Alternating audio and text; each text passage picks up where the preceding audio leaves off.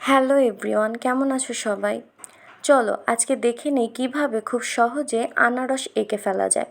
তো প্রথমে একটা চারকোনা এঁকে নিব আয়াতাকার।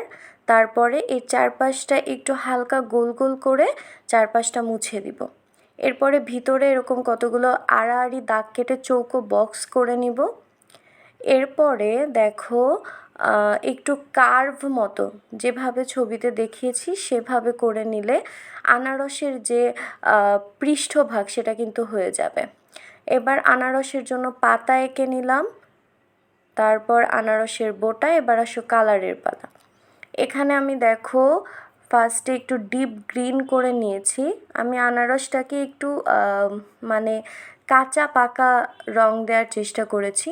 তো প্রথমে আমি ডিপ গ্রিন, তারপরে কোনো কোনো ক্ষেত্রে একটুখানি লাইট গ্রিন এবং হলুদের ব্যবহারটা করেছি।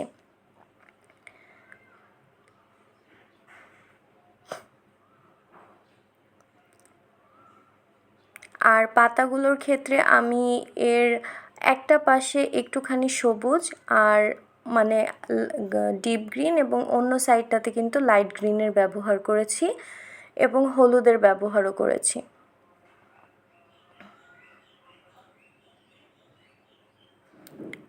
আর এরপরে যদি আমরা এর বর্ডারটাকে টেনে নেই তাহলেই কিন্তু দেখো আমাদের আনারস রেডি। এবং এটা কিন্তু খুবই সহজে করা হয়েছে।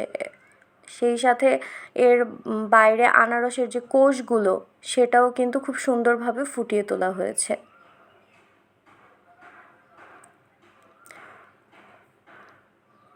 তো তোমরা বাসায় এটা চেষ্টা করো। তোমাদের স্কুলের জন্য এটা খুবই সহজ পদ্ধতিতে এবং সুন্দর একটা চিত্র হবে বলে আশা করছি। কেমন লাগলো